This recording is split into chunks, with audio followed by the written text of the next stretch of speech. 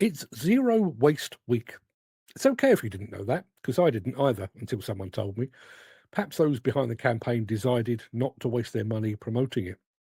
When demolition and construction people hear the words Zero Waste Week, I'm sure most of them will picture overflowing skips, mountains of rubble, and diesel belching machines chewing through concrete. They'll imagine campaigns to recycle aggregates, to reuse timber, to cut down on single use plastics in site canteens. And that's all fine, noble even. But let's be honest, the demolition industry is already a world leader in recycling. And besides, the biggest waste in demolition and construction isn't something you can sort into a recycling bin. It isn't measured in tons or litres. It's invisible, corrosive, and it multiplies faster than paperwork in a health and safety audit. Because while we wring our hands about the waste of bricks, steel, and fuel, we quietly ignore the daily avalanche of wasted time, wasted money, wasted people, wasted energy, and wasted goodwill. The kind of waste that no one photographs for sustainability reports, but everyone on site knows all too well. So let's start with the most precious resource of all: time. Time is the one thing we can't recycle, we can't reclaim, and we can't reprocess. And yet the demolition and construction industry squanders it with reckless abandon. How? With meetings. Glorious, lengthy, and pointless meetings. Meetings that could have been phone calls. Meetings that could have been emails. Meetings about meetings. Meetings that exist purely because someone, somewhere, has an Outlook calendar to fill. We've all sat in them, a dozen people in a sterile room or worse, dragged across the country to sit in that same sterile room. Senior managers flown in to touch base for 2 hours of polite nodding and corporate waffle. Nothing decided, nothing agreed, nothing changed. Just wasted time, wasted energy, and wasted sanity. Pre-tender meetings, pre-start meetings, stakeholder meetings, progress meetings, debriefing meetings, all in an age in which we can update the entire world at the press of a button on a mobile phone. And sadly, the waste doesn't end there. Paperwork is the industry's favourite renewable resource. No matter how much you file, shred, or scan, it grows back like a fungus, like an invasive species nobody dares eradicate. Risk assessments, method statements, toolbox talks, pre qualification questionnaires that all ask the same questions but have to be filled out differently because each client and each main contractor has their own.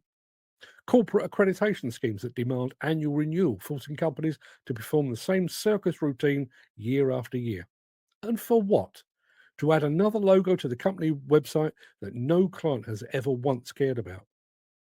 Clients demand sustainability and then insist that all communications are on paper, in triplicate. They're happy with the destruction of great swathes of rainforest, but they'll call you out for using a plastic cup for your morning coffee. So we create forests worth of useless documents that everyone knows are merely copy and paste jobs. The ink dries, the files are uploaded, the boxes are ticked, and the papers are never looked at again.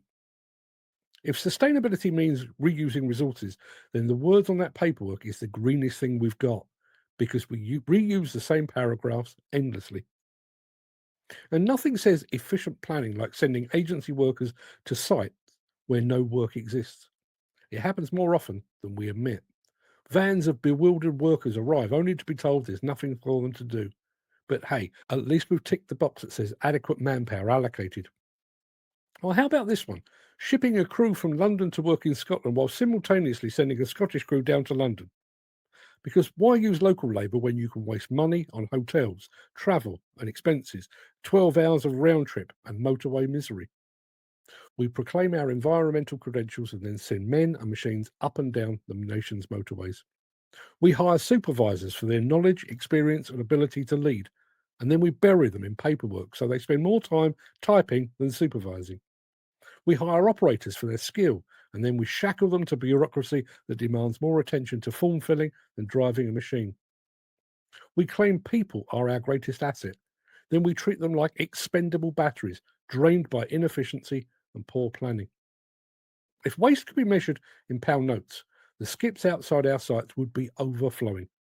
We talk about saving money by recycling steel, but we lose twice as much paying for endless layers of oversight. Internal auditors, external auditors, client reps, subcontractor reps, third party stakeholder reps, all checking the same thing, all demanding their slice of attention, all billing for their time. Add in the cost of pointless travel, agency hires with nothing to do, accreditation renewals, and the army of administrators required just to shuffle the mountain of paper, and suddenly concerns over wasting a few tons of concrete seem laughable. We like to think that bureaucracy is the cost of doing business. In reality, it's the industry's single greatest money pit. But perhaps the biggest waste of all isn't measured in hours, pages, or pounds. It's measured in trust, in morale, workers who know their time is being squandered on nonsense. When a supervisor is forced to file the same report 3 times for 3 different audiences, they lose faith. When a worker is sent halfway across the country for no reason, they stop believing the management knows what it's doing. When a skilled tradesperson spends more time filling out forms than actually working, they begin to wonder what the point is.